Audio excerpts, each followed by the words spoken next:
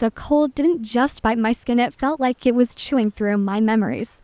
My breath turning to smoke as I realized the freezer door wasn't opening. My own son's voice echoed in my head, calm and careless, as he walked away. Hours passed in the dark.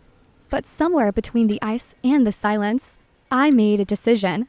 If I survived this, his life would never be the same. I don't remember when my hands stopped shaking. At first, I thought it was fear, then I realized it was the cold winning. The freezer was never meant for a person, especially not an old woman whose bones already ached when the weather changed. The walls were metal, white once, now stained with scratches from boxes dragged in and out over the years. Frost clung to everything like a second skin. The air smelled of frozen meat, old plastic, and something sharp that burned my nose when I inhaled. I pressed my palms against the door again. "Ethan," I called, my voice cracking. "Ethan, please, this isn't funny." My words bounced back at me, thin and weak. Just an hour earlier, I had been standing in my kitchen, folding laundry that wasn't even mine. His shirts, his socks, the same ones I'd washed since he was a child, who scraped his knees and cried in my arms. He had asked me to help him move some boxes into the basement freezer. Said the power company was coming to check something. Said he needed space upstairs. I didn't question it. I never did. When the door shut, it wasn't slammed. That was the worst part. It closed gently, deliberately, and then I heard the click. "Ethan," I said then too, laughing nervously. "Don't do that." I remembered his face through the narrow glass panel before the frost crept over it. No anger, no hesitation, just relief, like he'd finally set down a heavy bag he'd been carrying for years. Back in the freezer, my breath grew shallow. I pulled my coat tighter, but it was useless. Cold doesn't respect fabric. It seeps. It settles in your joints. It whispers to you that rest would be easier than resistance. I leaned my forehead against the door and closed my eyes. Memories came uninvited. Ethan at 6 years old, standing on a chair, stirring cake batter with a wooden spoon too big for his hands, flour on his nose, laughing when I pretended not to see it. Ethan at 16, slamming his bedroom door, shouting that he hated me, that I ruined his life. Ethan at 32, sitting across from me at the same kitchen table, tapping his fingers, avoiding my eyes as he asked if I could help out more. Help out. Like my life had become a drawer you could open whenever you needed something. My knees buckled. I slid down the wall, landing hard on the concrete floor. Pain shot up my legs, but it barely registered. I wrapped my arms around myself and rocked gently, counting my breaths. 1, 2, 3. "Don't sleep. Don't sleep." "Why?" I whispered into the cold. "What did I do to you?" The freezer hummed steadily. Indifferent. I don't know how long passed before I heard footsteps. My heart leapt so hard it hurt. "Ethan," I screamed, pounding on the door with what little strength I had left. "Ethan, I'm here. Please." The footsteps paused for one fragile moment. Hope warmed me more than any coat ever could. Then they walked away. Something inside me broke then. Not loudly, not dramatically. It cracked the way ice does on a river, silent, irreversible. I stopped begging. I stopped crying. I started thinking. He thought I was weak. He always had, ever since his father died, and the house went quiet except for grief and unpaid bills. He was angry at the world, and I was the only one left to aim it at. I mistook his dependence for love. I mistook his cruelty for stress. I told myself I was being a good mother by enduring it. A good mother doesn't raise a son who locks her in a freezer. My teeth chattered violently. I slapped my arms, stamped my feet, anything to keep moving. My fingers were numb, but my mind was sharp now. Survival does that. It strips away excuses. I scanned the freezer again.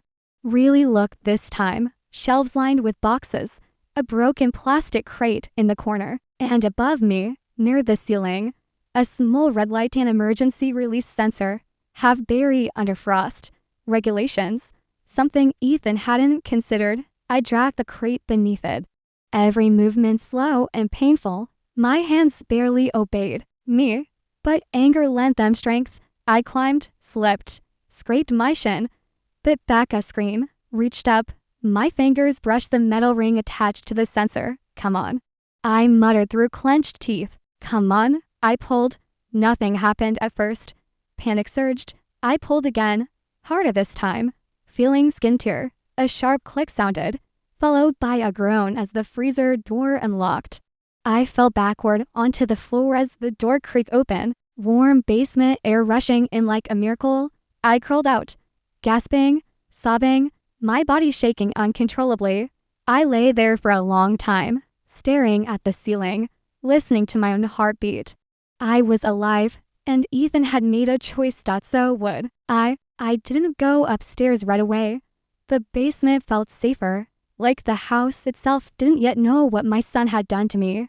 I lay on the cold concrete, wrapped in shock, my fingers slowly returning to life with sharp, stabbing pain. Every breath felt like glass in my lungs. I laughed once, an ugly, broken sound, because I was alive, and because I couldn't believe the person who almost killed me shared my blood. When I finally stood, my legs trembled so badly I had to grab the freezer for support. My reflection stared back at me from the shiny metal surface. Pale skin, lips tinged blue, eyes white and older than they'd been that morning. I looked like someone who had just returned from war. In a way, I didn't call Ethan's name. I didn't cry out anymore. Silence became my shield. Each step up the basement stairs sent a jolt through my body. The house was quiet to quiet. No television noise, no music that told me he hadn't left. He was somewhere upstairs, living his life, eating, breathing, while I had been counting seconds between heartbeats in the dark dot in the kitchen. The clock read 6:40 p.m. nearly 4 hours. 4 hours locked in ice by the boy I once rocked to sleep. My phone was on the counter. Dead. Of course it was. I plugged it in, hands shaking, and waited for the screen to light up as it charged. My gaze drifted to the dining table where Ethan had eaten lunch earlier. His plate still sat there, crusted with dried sauce. He hadn't even cleaned up after himself before trying to kill me. That thought didn't make me angry. It made me calm. The phone buzzed to life. Missed messages flooded in. My sister and neighbor. A spam call. I didn't call anyone back. Not yet. I needed to understand something first. I followed the sound of running water to the bathroom. Ethan stood at the sink, washing his hands, humming softly. He looked relaxed, at peace, like a man who believed a problem had been taken care of. For a moment, I watched him from the doorway. My son, tall now, broad-shouldered. The same dimple in his left cheek when he smiled at himself in the mirror. "You're out early," he said casually, not turning round. My knees nearly gave out. "I thought you were going to lie down," he continued, drying his hands. "You always say the basement makes you tired." I didn't answer. He finally looked at me. The color drained from his face so fast I almost felt sorry for him. "And Mom," he stammered. How did you?" "I was cold," I said. My voice surprised me. It was steady, flat, very cold. He backed away from me slowly, as if I were the dangerous one. "I didn't mean, I thought. I locked it for a bit, just to teach you." "To teach me what?" I asked. His mouth opened, then closed. His eyes darted toward the hallway, toward the front door. Calculating, that was when I understood. This wasn't a mistake. It was a test, and he had expected to pass it. "You've been controlling everything," he snapped suddenly, the fear turning into anger. "My money, my time, this house. You make me feel like I'm still a child." I stared at him. "You live in my house. You don't pay rent. You don't work. And I make you feel like a child. You embarrass me," he said, always asking where I'm going, who I'm with. I needed space, so you decided to freeze me, I said quietly. He swallowed. I didn't think it would be that long. There it was. Not regret, not horror, just poor planning. I stepped closer. He flinched. "You know," I said, "when you were 7, you locked yourself in the bathroom and cried for 2 hours because you thought you'd never get out." I sat outside that door the whole time. Talking to you, telling you you were safe. That's not the same, he muttered. No, I agreed. It's worse, because I would have died for you, and you walked away from me. Something in my eyes must have changed, because he looked genuinely afraid now. I said, I'm sorry. He insisted, we can forget this. I'll move out. We'll pretend it never happened. I smiled then. A small, tired smile. Oh. Ethan, I said, I've spent my whole life pretending things never happened. I'm done. I walked past him and into the living room. My body screamed at me to sit, to rest. But I forced myself to stay upright. I needed him to see me standing. You locked the freezer. I continued, my back to him. You checked the handle. You waited until I was inside. That wasn't anger. That was a decision. He didn't respond. I raised you alone. I said, after your father died, I worked 2 jobs. I sold my jewelry. I skipped meals so you could eat, and I told myself that love meant sacrifice. I turned to face him.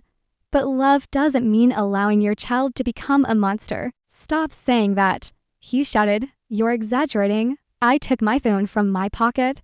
Then explained this. I pressed play. While my phone had been charging, I had checked the basement's security camera feed. Something Ethan forgot existed, the screen filled with footage of him standing outside the freezer door, looking at it, listening, and then walking away.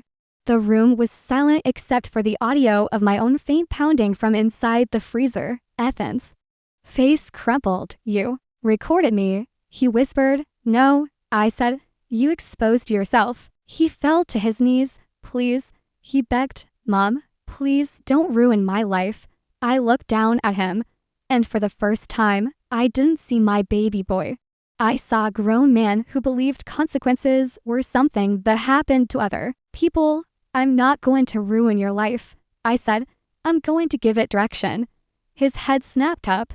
What does that mean? It means, I said slowly, that what happens next is entirely up to me. I watched him for a long time, the weight of everything pressing down on us like the walls of the freezer had pressed on me earlier.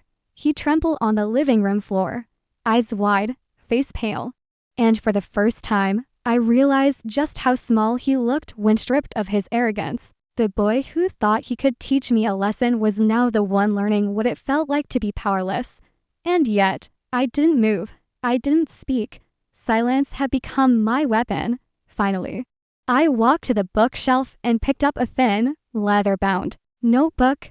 It was mine, filled with names, numbers, and notes from every year I had raised him alone.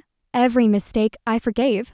Every time I lied to keep the peace. I opened it to a blank page and sat in the nearest chair. You know, Ethan, I said softly, there's a difference between teaching and hurting.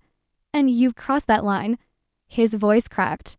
Mom, I didn't mean, I don't care what you meant, I interrupted. Intentions are meaningless when the result is terror. He tried to get up, but I gestured him to stay seated. Sit. You need to hear this from me. I picked up a pen and began writing slowly. First, you will move out. You will pay rent. You will attend therapy alone. And every month, you will check in with me. Not to get permission, not to report, but so I know you're not using this house, or anyone else, as a place to hurt people. His lips trembled. You can't make me. Oh, I can, I said, holding the notebook up. I raised you. I know every weakness. I know every habit. And for once, I am the one making the rules.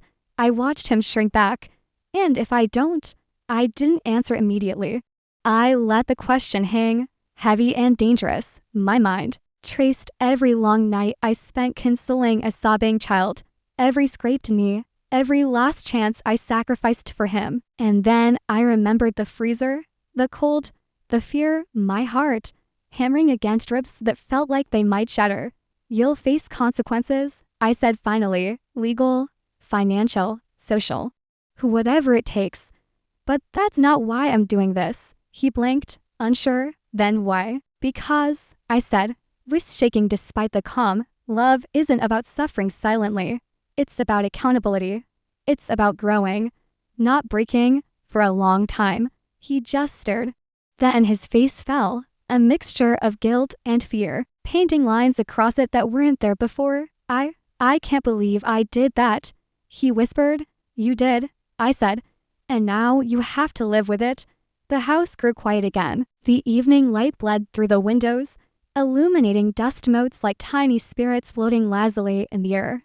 I closed the notebook. Pack a bag, I said. What? You'll stay somewhere else tonight. Not here. I need space and you need reflection. He shook his head violently. No, Mom, please. I can explain. I don't need explanations, I said. I need action. Pack your things. I went to the kitchen and made myself tea. Hands still trembling slightly, I listened as he shuffled upstairs, the sound of him pulling clothes from drawers, muttering under his breath. I didn't feel relief or satisfaction. I felt a strange heaviness. This wasn't revenge. This was parenting at its rawest, sharpest form. Survival alone wasn't enough anymore. I needed to teach him boundaries and myself patience. After a while, he came down, a small duffel bag over his shoulder. He avoided my gaze, and I didn't force him. Good night, I said simply. He paused, then nodded. Good night.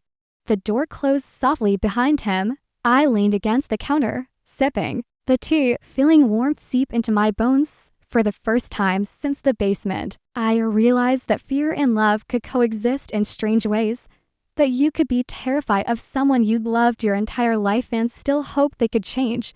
Hours passed. I sat by the window, staring at the dark street outside. Thoughts swirled like storm clouds. I remembered every time I had shielded him from life's harshness, every time I had hidden my tears so he wouldn't worry, every time I had let him walk free from mistakes that could have scarred him. And now, finally, I had to let him face consequences, not out of cruelty, but out of necessity. I pored over the notebook again, this time filling it with plans for him, therapy contacts, a timeline for moving out, boundaries I hadn't enforced before. Each word etched in black ink carried the weight of years in which I had suffered silently while trying to raise someone who didn't know how to love responsibly. By midnight, the house was still. I finally felt the quiet of victory, not over him, not even over fear, but over the helplessness that had almost swallowed me whole. And as I lay in bed, sleep finally tugging at my eyelids, I understood one thing. The freezer had been just the beginning. This was no longer about survival. It was about reclaiming control. About teaching my son that love without respect is nothing at all. About showing myself that no matter how cold, dark, or cruel a situation might be, the heart that refuses to bend breaks the cycle. And in that darkness, I swore I would not only survive, I would decide his fate. The morning sun streamed weakly through the curtains, painting the living room in muted gold. And for the first time in what felt like years, I felt the house breathe with me. Ethan hadn't come back yet. I didn't expect him to. He left. In a rush, a duffel bag slung over his shoulder, muttering under his breath. I didn't care about his muttering. I cared about the silence. The quiet felt like my victory. I poured myself coffee and sat by the window, staring at the street below. Neighbors passed, oblivious to the storm that had just passed in this house. And yet, the storm wasn't over. Not by a long shot. The air in the house felt charged with anticipation, as though the walls themselves were holding their breath. Hours later, the phone rang. I didn't recognize the number at first, but when I answered, a cold voice came through. Mrs. Lawson, yes, this is Detective Harper. We received a call regarding an incident at your residence last night. Is everything okay? I took a slow sip of coffee, letting the warmth steady me. Everything's fine, I said, keeping my voice calm. Just a misunderstanding. There was a pause. We have a report that your son locked you in a freezer. Are you sure everything is fine? My grip on the mug tightened. Yes, I said slowly, deliberately. I'm fine. He's gone now. I just need some time to process. Understood. We may need to follow up. Mrs. Lawson, please stay safe. I hung up the phone and leaned back in my chair. My heart raced. But it wasn't fear this time. It was clarity. I realized that consequences weren't just personal anymore. They were legal. They were societal. And Ethan had crossed every boundary imaginable. I spent the rest of the morning making calls lawyers, therapists, and a friend I trusted to act as a witness if needed. Every conversation reinforced one fact. I had the power now. The choice of whether Ethan faced true consequences rested entirely with me. And that thought was intoxicating. By noon, he returned. Quietly, hesitantly, he stood at the doorway, eyes wide, as though trying to read my expression. I wanted to talk, he said. I gestured for him to sit. Do you remember what I told you last night? He nodded, swallowing hard. Yes. And do you understand that your actions had serious consequences? He nodded again, looking down at his hands. I know. Good, I said, because understanding is the first step. But it's not enough. Actions require accountability. He shifted uncomfortably in his chair. I want to make it right. I really do. I studied him carefully. He looked older, smaller somehow, as though the weight of his mistakes had finally pressed him down. Making it right isn't just about saying sorry, I said. It's about proving it. You'll follow the plan we discussed. Therapy, moving out, financial responsibility. And you will check in with me regularly, not to report, but to ensure you're learning responsibility. Do you agree? He hesitated. Then slowly, he nodded. Yes. I leaned back, watching him struggle with the enormity of the situation. For years, I had allowed him to believe that love meant indulgence, that rules were optional. Now, I had set boundaries, and the fear in his eyes told me that he finally understood their importance. Good, I said. Then, let's start. The next few weeks were tense. Every interaction was charged with unspoken emotions: fear, anger, guilt, and tentative hope. He moved into a small apartment, paying rent for the first time in years. Therapy sessions were scheduled and attended. Though he resisted initially, grumbling and making excuses, I didn't push. I waited, I observed, I held him accountable in ways I had never dared before. One evening, he called me, voice shaking. Mom, I messed up today. I yelled at my manager. I got angry over nothing. I listened, nodding even though he couldn't see me. What did you do next? I asked. I apologized. And I stayed late to fix it. That's progress, I said. Not perfection, progress. Remember that. Tears filled his voice. I never realized how much I relied on you, Mom. How much I took for granted. I stayed silent for a moment, letting the words sink in. It's never too late to change, I said. But it's also never easy. Growth comes with discomfort. That's the price of maturity.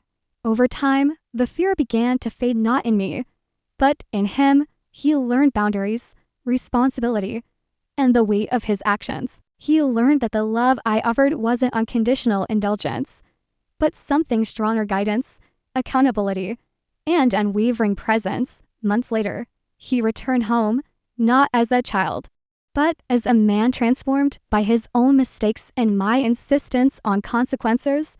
The house felt different, not quiet, not tense, but alive with understanding. One night, as we sat at the dining table together, he reached across and took my hand. Thank you, he said softly. I looked at him, my son, and saw the boy I had raised, the man he had become, and the future we could rebuild. You don't need to thank me, I said. You needed to learn. And now you have. And in that moment, I knew love isn't about indulgence. It's about survival, boundaries, and the courage to face the consequences of your own actions. Ethan had learned that lesson, and so had I. The evening was quiet, almost peaceful, but the air still carried a weight we both felt. Ethan and I sat across from each other at the kitchen table, the same table where he had once avoided my gaze, where accusations and fear had hung between us like thick fog. Now, it felt different, not free of tension, but refined into something raw, honest, and necessary. He didn't speak at first. His hands rested on the table, fingers intertwined.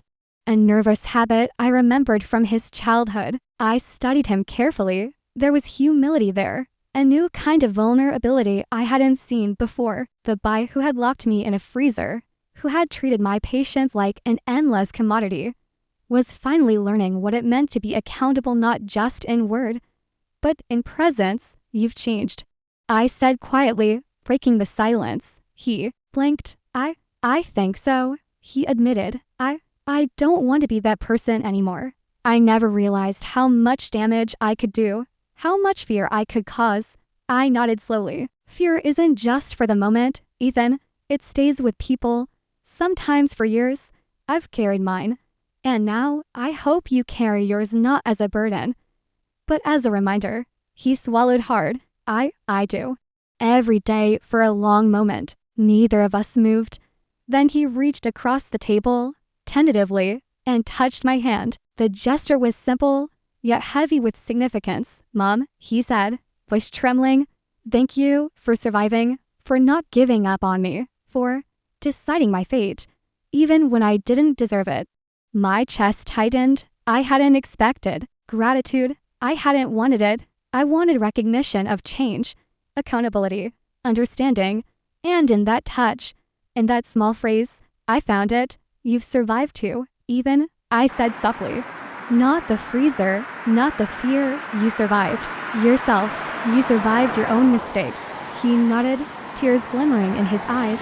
I will never forget. I want to do better. I will do better. We sat in silence again. But it was the kind of silence that didn't suffocate. It was a silence filled with reflection, with understanding, with the slow building of trust that had once been fractured. And in that quiet, I realized that power isn't about control. It's about the courage to enforce boundaries when love alone is not enough. Days turned into weeks, and weeks into months. Ethan kept to the plan we had drawn together. He moved forward in therapy, faced his fears, and gradually embraced responsibility. Our home began to feel alive again, not as a battlefield of unspoken resentments, but as a place where lessons were learned, mistakes were acknowledged, and growth was celebrated. One afternoon, as I was organizing the kitchen, Ethan approached me. He held a small, wrapped box. Mom, he said, a shy smile on his face. I wanted to give this to you for everything. I took the box carefully, feeling the weight of intention more than the object itself. Inside was a small notebook filled with reflections, apologies, and plans, his own record of accountability. A mirror of the notebook I had once filled for him. I've been keeping track, he said softly, of the things I'm learning, the things I need to change. I want to show you that I'm serious, that I've grown. I felt a lump rise in my throat. You've done well, I whispered.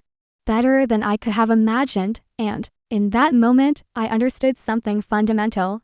The freezer had been a crucible. It had forced a reckoning, not just for him, but for both of us. The cold, the fear, the helplessness, they had all been catalysts for transformation. Ethan sat down beside me, and we pored over the notebook together. Laughter emerged between tears. Quiet reflections gave way to tentative hope. And the bonds we had once assumed were unbreakable now felt resilient in ways neither of us could have predicted. That night, as I lay in bed, I thought about the journey we had endured. Survival had been the first step, accountability had been the second, and understanding, the final step, had arrived gently but firmly. I realized that love, when paired with courage and the refusal to ignore wrongdoing, becomes something unshakable, something that survives fear, pain, and even betrayal. Ethan's footsteps were quiet in the hallway, a soft rhythm that marked the progress of a man who had once been reckless, thoughtless, and cruel. And yet, here he was present, aware, and transformed. I knew there would be challenges ahead. Life would test us, and sometimes we had survived the great festival, the moment when fear, love, and choice collided. And in that collision, I had decided his favor and had chosen to embrace it. As I drifted to sleep, I felt a strange warmth, a combat not from underground, took them seriously, from the knowledge that he had forged strength, that accountability had created hope, and that even in the darkest moments, love tempered the spirit can endure. The freezer was a memory of its lessons remained alive. I had survived. He had survived, and together, we were beginning anew.